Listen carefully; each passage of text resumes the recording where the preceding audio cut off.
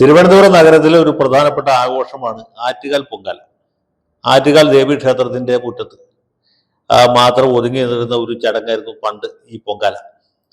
പിന്നീട് ആറ്റുകാലിൽ പൊങ്കാല ഇടുന്ന ആളുകളുടെ, സ്ത്രീകളുടെ ഏത് ആഗ്രഹവും ഏത് അഭീഷ്ടവും ആ ദേവി നിറവേറ്റി കൊടുക്കും എന്ന ഒരു വാർത്ത കർണാകർണികയെ പ്രചരിക്കുകയാണ്. പിന്നീട് നമ്മുടെ നാട്ടിലെ പത്രമാധ്യമങ്ങളൊക്കെ അതിന് വലിയ പ്രാധാന്യം നൽകിയതുകൊണ്ട് ഈ ആറ്റുകാൽ പൊങ്കാല തിരുവനന്തപുരം നഗരപരിധിയിൽ മുഴുവൻ പടർന്നു പിടിച്ചു. ഈ തിരുവനന്തപുരം നഗരത്തിലെമ്പാടും സ്ത്രീകൾ ആ റോഡിൻ്റെ ഒരു വശത്ത് ഇങ്ങനെ ഇഷ്ടിക കൊണ്ട് അടുപ്പ് കൂട്ടി അവിടെ പായസം പാകം ചെയ്ത് കഴിക്കും, അത് നിവേദിക്കുന്നു എന്നാണ് സങ്കല്പം. അത് വലിയൊരു ആഘോഷമായിട്ട് മാറിച്ചു. പിന്നെ നമ്മുടെ നാട്ടിലെ പത്രമാധ്യമങ്ങളൊക്കെ ഇതിന് വലിയ പ്രാധാന്യം കൊടുത്തു. എനിക്കിപ്പോഴും ഓർമ്മയുണ്ട്, ഞാൻ ഇന്ത്യ വിഷൻ ചാനലിൽ വാരാന്ത്യം നടത്തുന്ന കാലത്ത് മനോരമ ആഴ്ചപ്പതിപ്പിൻ്റെ ഒരു ആഴ്ചയിലെ മുഖചിത്രം ആറ്റുകാൽ അമ്മച്ചിയുടെ പടവ്. അത് തിരുവനന്തപുരം നഗരത്തിൽ തിരുവനന്തപുരം ജില്ലയിൽ വിതരണം ചെയ്യുന്ന ആഴ്ചപ്പതിപ്പിൽ ഈ ആറ്റുകാൽ ഭഗവതിയുടെ പടവും, ബാക്കി 13 ജില്ലകളിൽ റിമ കല്ലിങ്കലിൻ്റെ പടവും വരും.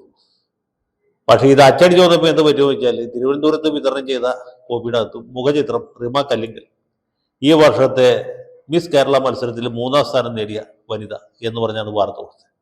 അപ്പോൾ ആറ്റുകാൽ അമ്മച്ചിയുടെ പടം കണ്ട് മുഖചിത്രം ആരെന്ന് നോക്കി ആൾക്കാർ നോക്കുമ്പോൾ റിമ കല്ലിങ്കൽ എന്നാണ് അകത്ത് എഴുതി. ഞാനിത് വാരാന്ത്യത്തിൽ പറഞ്ഞ ഓർമ്മയിൽ നിന്ന് പറയുന്ന, തെറ്റാവാൻ സാധ്യതയില്ല, ഇയർ ഏതാണെന്ന് ഞാൻ ഓർക്കണില്ല എന്ന് മാത്രം. പക്ഷെ ഇപ്പോഴാണെങ്കിൽ ആറ്റുകാൽ പൊങ്കാലയുടെ, ആറ്റുകാൽ അമ്മച്ചിയുടെ പടം നമുക്ക് ഏതാണ്ട് 14 ജില്ലകളും പ്രസിദ്ധീകരിക്കാൻ കാരണം ആറ്റുകാൽ പൊങ്കാല അത്രയും പ്രസിദ്ധമായി. ഓരോ കൊല്ലം ചെല്ലുന്തോറും ഈ ആറ്റുകാൽ അമ്മയുടെ പ്രസിദ്ധി ഇങ്ങനെ വർദ്ധിച്ചുകൊണ്ടേയിരിക്കുകയാണ്.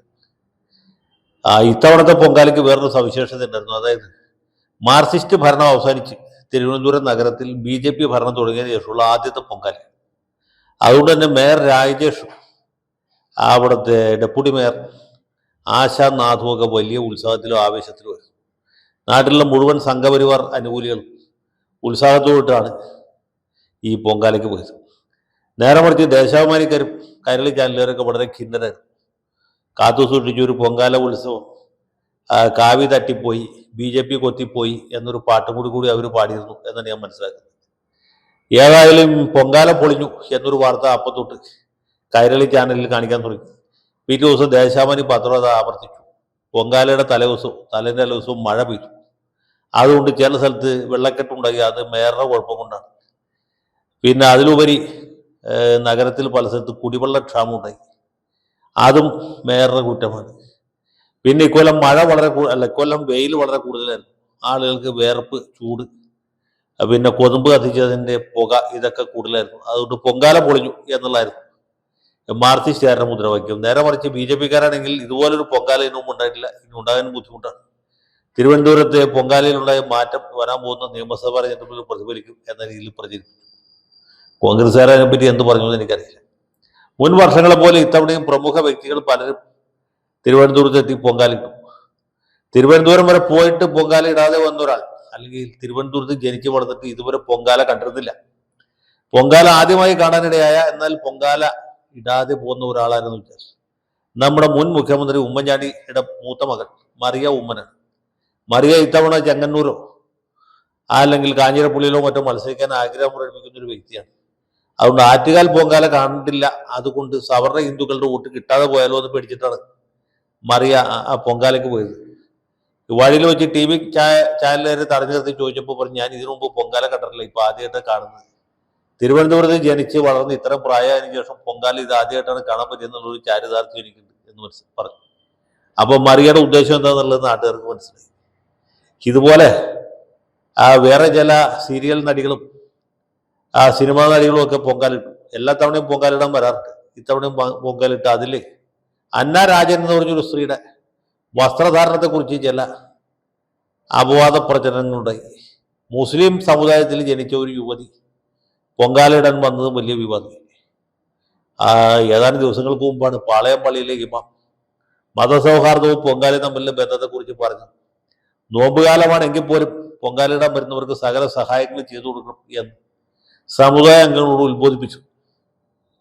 അത് കേട്ട ആവേശം കൊണ്ടിട്ടാണ് തോന്നുന്നു ഈ മുസ്ലിം യുവതി എന്നാൽ പോയി പൊങ്കാലിട്ട് കളയാം എന്ന് കരുതുകയും അത് അവർ പൊങ്കാലിട്ട് അതിൻ്റെ ചിത്രം ഫേസ്ബുക്കിൽ പ്രസിദ്ധീകരിച്ചത് ഓർമ്മയുള്ളൂ. അപ്പോഴത്തേക്കും നാടിൻ്റെ നാനാഭാഗത്ത് നിന്ന് ജിഹാദികൾ ഈ നോമ്പ് കാലത്താണ് ഈ ഹമക്കെ പൊങ്കാലിടുന്നത് എന്ന് ചോദിച്ച് ഭയങ്കരമായ ആക്രമണം അയച്ചു.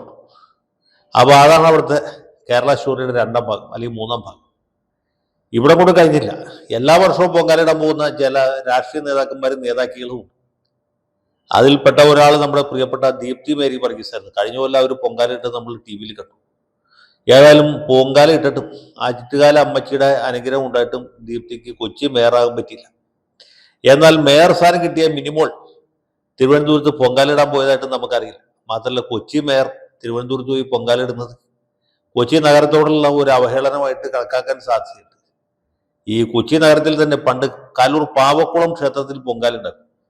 സിനിമാ നടി കാവ്യ മാധവൻ എല്ലാ വർഷവും അവിടെ വന്നാണ് പൊങ്കാലിടുന്നത്.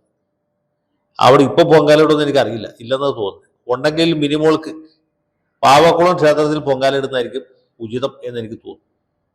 അതെന്തുമാകട്ടെ, പ്രതിപക്ഷ നേതാവ് VD സതീശന്റെ മകൾ ഉണ്ണിമായ കഴിഞ്ഞ വർഷമാണ് ആദ്യമായിട്ട് പൊങ്കാലിടാൻ പോയത്. ഇക്കൊല്ലവും പോയി.